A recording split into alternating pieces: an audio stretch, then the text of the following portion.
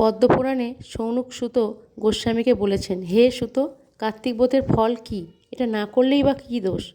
আমাকে কার্তিক ব্রতের মাহাত্ম্য বর্ণনা করুন। সুত বললেন, হে মুনিশ্রেষ্ঠ, জৈমিনীর প্রশ্নে ব্যাসদেব যা বলেছিলেন তা কীর্তন করছি।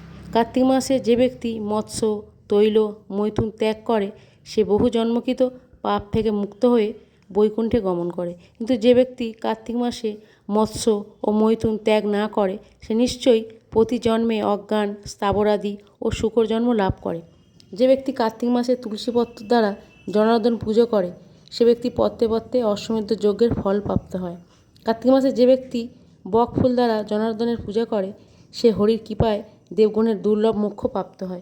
যে ব্যক্তি ঘৃতযুক্ত অন্ন হরিকে দান করে সে সর্বপাপ মুক্ত হয়ে বৈকুণ্ঠে গমন করে।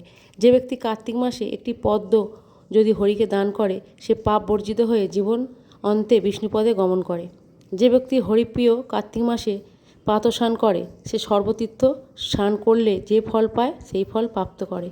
যে ব্যক্তি কার্তিক মাসে নাভিমণ্ডলে দীপদান করে শ্রীহরি তার প্রতি সদা সন্তুষ্ট থাকেন। হরে কৃষ্ণ।